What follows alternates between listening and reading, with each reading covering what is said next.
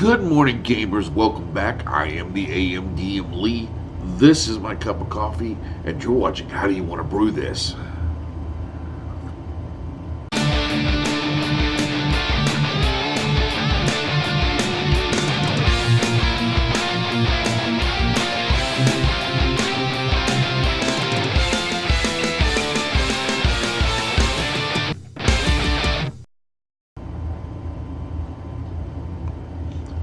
The weather is definitely changing up here because this is completely clogged up. I can't breathe through my nose at all, so my voice sounds a little funny. It sounds funny in my head, so I know it sounds funny on here.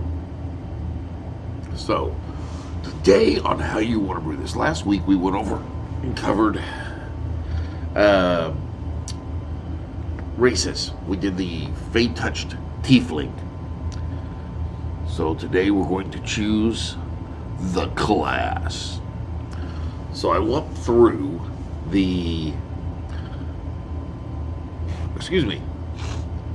classes that were available, the homebrew classes. And I chose the one that had the most points, the most ratings, the highest rating, as chosen by the people on the internet. And our choice today for the class of our home brew is the Anime Swordsman. Now this uses the fighter as a base class, and I've just got to read this because this is just beautiful. Very, very beautiful. There isn't enough time in your life to hear the backstory of this individual. The Anime Swordsman's past is shrouded in mystery, and you can bet this fighter's parents were gruesomely murdered in his or her formative years. So, when you choose this archetype at third level, as a bonus action, on your turn you can loudly and deliberately make a long-winded monologue aimed at a creature explaining exactly how you've just gained the upper hand and have been holding back in some ridiculous and obscure way. This is called the gloating monologue. Game mechanics: you make a charisma, intimidation, or persuasion check contested by the target's passive wisdom insight. If you succeed, you have advantage on the next melee attack against that creature. A melee attack against the target creature on this turn. So basically you get to, oh yes, now the gloves have come off. Let's take off the weighted clothing and show you the real power of the Sunstar. You know, just anime bullshit. I love this. You also gain at third level haunted yet convenient past. At third level you gain proficiency with the intimidation / performance of your choice. Intimidation or performance, whichever your choice. At 7th level you gain the power of friendship. Starting at 7th level, when a creature drops one of your allies to 0 hit points in sight, you go into a blind rage and attempt to revenge on them. You have advantage on all melee attacks against the creature that has downed your ally, and disadvantage on all attack rolls against any other creature. This effect ends if the creature dies or your ally regains 1 hit point. Here's where it starts to get really fun, people. Plot armor. At 10th level, when rolling death saves, you only suffer a 1 failure when you roll a 1, and you regain a hit point if you roll a 19 or 20. Plot armor, it keeps you alive. Untapped potential. Starting at 15th level, you gain a climbing speed equal to your current walking speed. This benefit works even when moving up or across completely flat, smooth surfaces, but only in short bursts.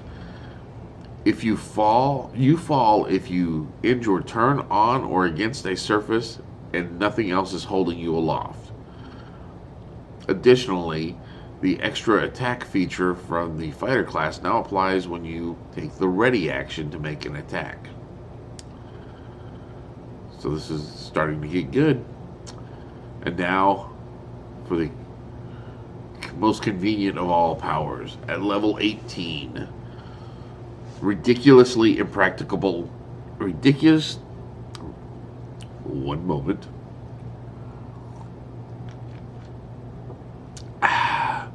Ridiculously impractical ultimate attack. Starting at 18th level, as an action, you can make a single melee attack against a creature with extra anime power. A massive explosion forms from the power of your convictions and monologues, and each creature in a 40-foot radius from your target, excluding yourself, must make a dexterity saving throw. The ability save DC equals your proficiency, equals 8 plus your proficiency, plus your strength or dexterity modifier, your choice. The sphere spreads around corners. If your attack hits, the target takes damage as normal and makes its save against the explosion at a disadvantage. A creature takes 20d6 fire damage and 20d6 bludgeoning damage on a failed save, and half as much on a successful one. Once you use this feature, you must complete a long rest before you can use it again. Alright, so that is the class. This class was built by Turk. Turk.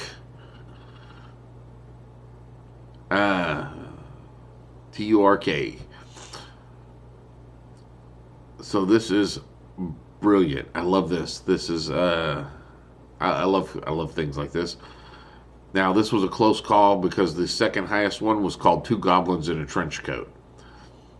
I came real close to using that one, but I'm sticking to my guns here, and we're going with Anime Swordsman. Personally, the next time I do something like this, we will do Two Goblins in a Trench Coat. That is the only way I will allow a goblin to be played in my game.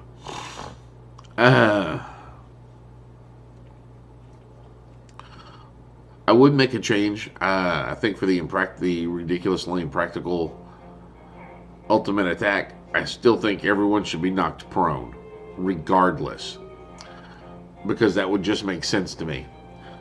That powerful of attack, everyone who fails their saving throw should be knocked prone. Why else would you make that dex save? You know, you're doing that much damage, you're going to knock somebody prone. That just makes sense. It would be funny too. It's just awesome. It's just how powerful of an attack that is. I love it. Unfortunately, it takes, a full day to power that up. It's anime, baby. So yes, this will be our class for our homebrew character. I'm going to add it in there now. Character builder. Nope, not character builder. Characters. Brew this. There we go. Let's go into edit. Yeah, we already know the race, which is the Fey-touched Tiefling. Now we're going to class. We're going to start off as the fighter. And we're going to go ahead and level him up to 3rd because we want to make sure we have the Fey-touch, or the archetype, which is the Anime Swordsman. Awesome.